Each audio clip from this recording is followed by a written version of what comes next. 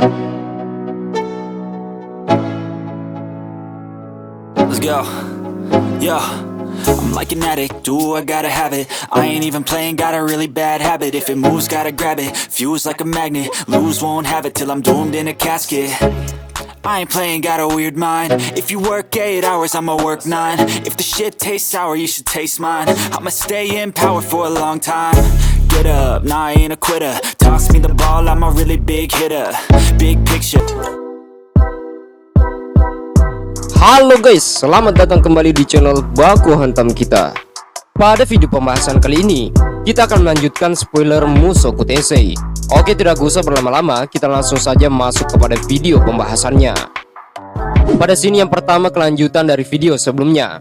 Rudy kemudian tiba-tiba menyadari. Rudy berkata, aneh, ada yang tidak beres pada saat ini. Seharusnya di wilayah utara jarang hujan, apalagi di musim dingin ini.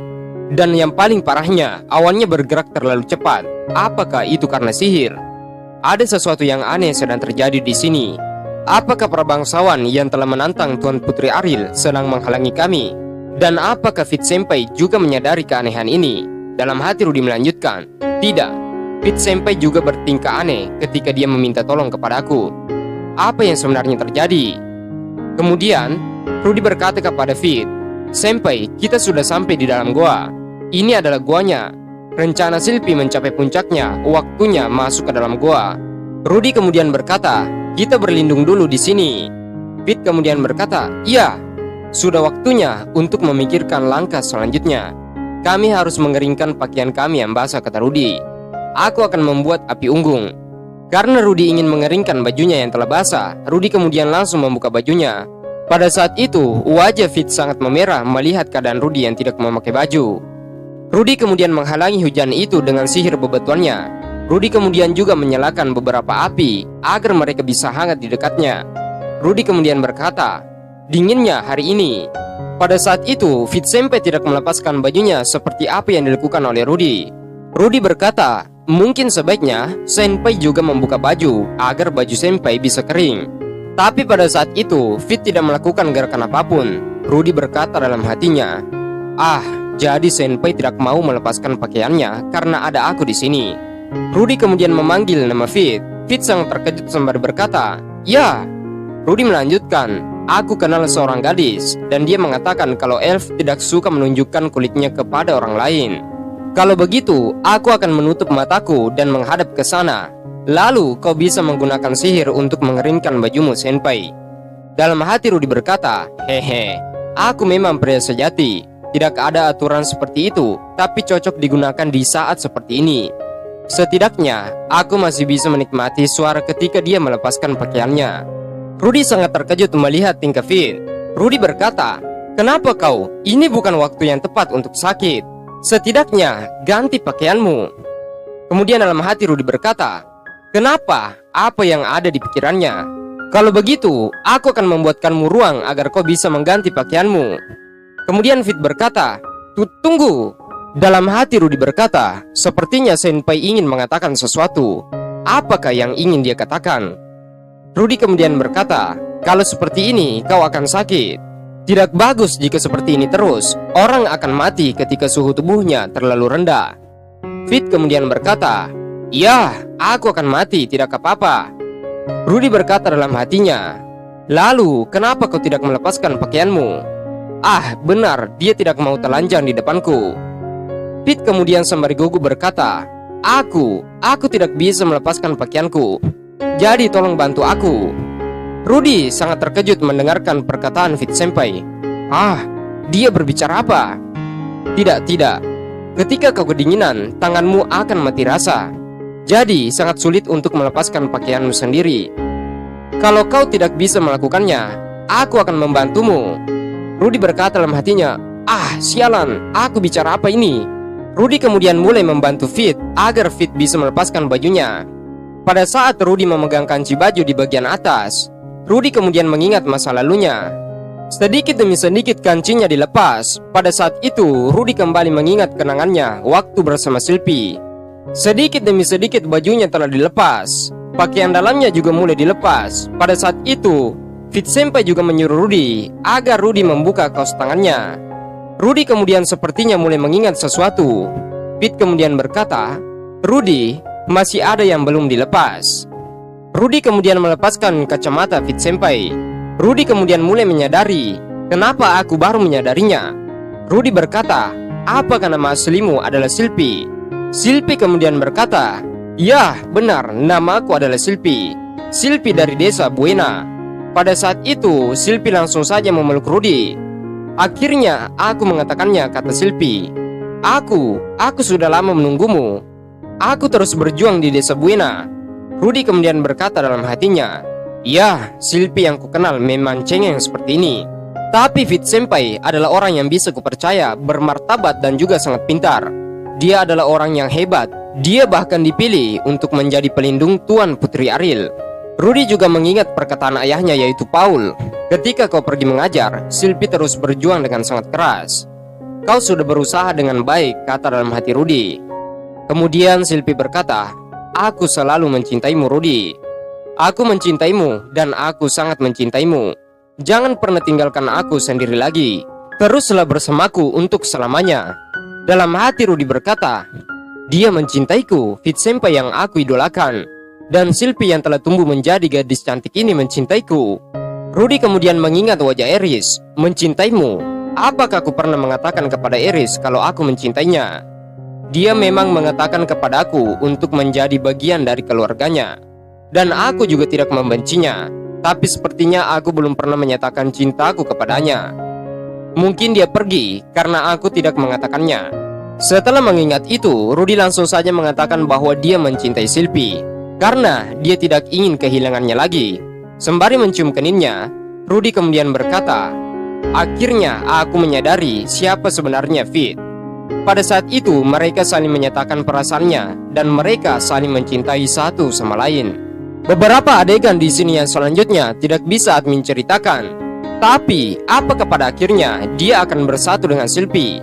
Rudy kemudian mengingat kesalahannya sebelumnya. "Tapi kalau aku mengacau kali ini, kejadian yang dulu mungkin akan terulang lagi. Aku tidak boleh mengacaukan segalanya. Aku tidak ingin punya kenangan yang buruk lagi. Aku benar-benar tidak boleh mengacau kali ini. Tidak boleh," kata Rudy. Sekarang ini kita bukanlah pasangan yang serasi. Itulah yang diingat Rudy pada saat Eris mengatakan sesuatu itu kepadanya. "Aku akan pergi berkelana. Aku akan meninggalkanmu di sini." Pada saat itu Rudy kemudian tersadar dan berkata, "Maafkan aku, maaf telah mempermalukanmu, Silpi."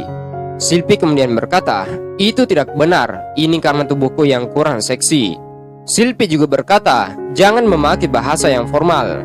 Tapi selama ini, aku selalu berbicara formal denganmu, jadi tidak apa-apa, Rudy. Ketika kau berbicara seperti itu kepadaku, rasanya seperti kau memberikan jarak di antara kita." Pada saat itu juga, Silpi berkata, "Jadi tidak usah menggunakan bahasa seperti itu." Pada saat itu mereka berdua berteduh di bawah hujan yang sangat deras. Setelah itu, Silpi menceritakan kepadaku apa yang terjadi setelah insiden teleportasi.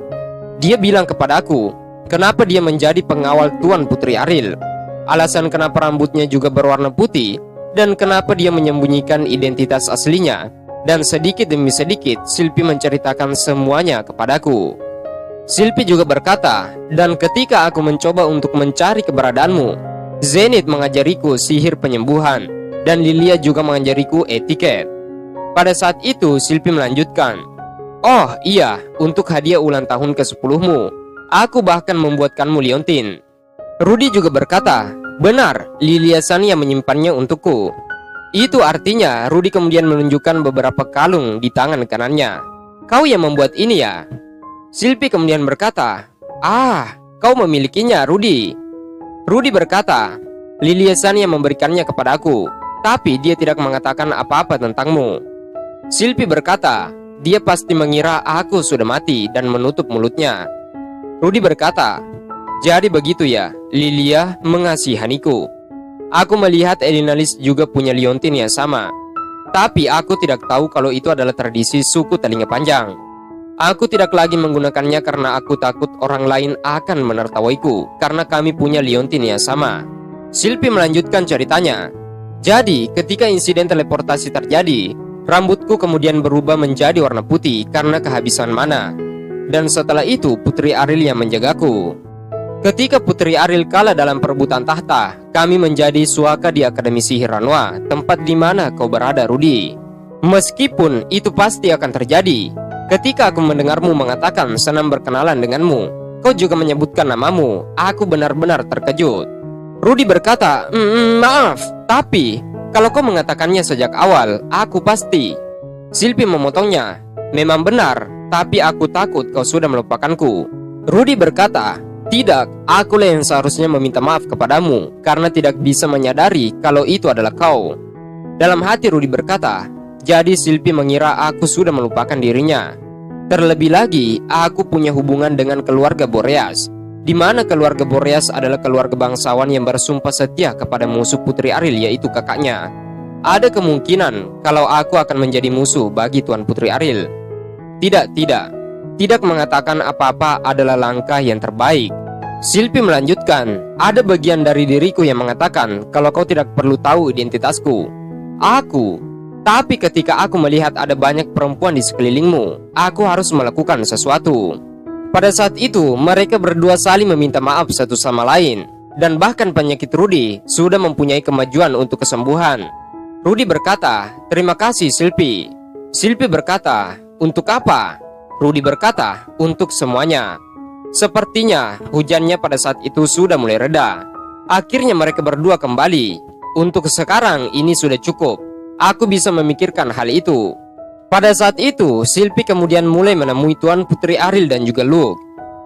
Kemudian Sylvie berkata dan masuk, maaf mengganggu, aku sudah kembali. Tuan Putri Ariel berkata, aku sudah tahu kalau ini tidak akan berhasil. Sylvie sangat terkejut. Kau tidak perlu bilang apa-apa, kata Tuan Putri Ariel. Kau harus melupakan ini semua. Setelah kupikir ulang, rencananya sangat konyol. Membuat dia melepaskan bajumu agar kau tidak mati kedinginan. Sylvie langsung saja berkata, sebenarnya Putri Ariel, rencanamu sukses. Tuan Putri Ariel sangat terkejut. Apa katamu? Pada saat itu, Sylvie menjelaskannya dengan panjang lebar. Sylvie juga berkata, kami mengungkapkan perasaan kami masing-masing. Sylvie juga melanjutkan, anunya bermasalah dan dia datang kemari untuk mencari obatnya. Tuan Putri Ariel makin terkejut dengan perkataan Sylvie. Tuan Putri Ariel berkata, maaf, aku kehilangan kesabaranku barusan. Aku memang pernah mendengar ada rumor seperti itu, tapi tidak kusangka ternyata itu benar. Dia bahkan tidak bisa melakukannya kepadamu. Sepertinya aku terlalu berharap banyak kepada Rudius. Kemudian Sylvie berkata, Tuan Putri Ariel, jangan berlebihan. Luke kemudian berkata, ada masa di mana kehidupan seorang pria menghadapi keputusasaan, dan aku bisa melihatnya dari ekspresinya itu. Oh, kasihan sekali, dia pasti sudah berusaha keras. Luke kemudian meminta maaf karena sudah berlebihan, tapi Luke berkata, apakah kau mau menyembuhkan penyakitnya? Meskipun ini akan sulit bagimu, apakah kau ingin membantunya? Sylvie kemudian berkata, ya, aku berhutang nyawa pada Rudy, jadi aku ingin sekali membantunya. Luke kemudian berkata, baiklah kalau begitu, tunggu di sini sebentar. Akhirnya Luke kembali datang. Luke kemudian memberikan beberapa ramuan di dalam botol kecil. Luke berkata, kalau kau ingin menggunakan ini, kau mungkin bisa melakukannya. Sylvie dan Tuan Putri Ariel heran, sembari berkata, apakah itu? Kemudian Luke berkata, ini adalah penguat hawa nafsu dan juga stamina, atau biasa disebut dengan afrodisiak. Tuan Putri Ariel berkata dan heran, afrodisiak? Luke berkata, ya, dulunya ini biasa dibuat di Vitoa. Dan bahkan aku membeli satu botol ini, kubeli dengan 15 koin asura emas. Stoknya memang langka, jadi aku ingin menjualnya nanti kalau aku sedang butuh uang. Tapi berbeda denganmu Sylvie, aku akan memberikannya kepadamu. Sylvie berkata, kau memberikanku barang semahal ini. Terima kasih Luke. Luke berkata, jangan pikirkan itu. Setelah semua bantuan yang pernah kau berikan kepadaku, hanya ini yang bisa kulakukan.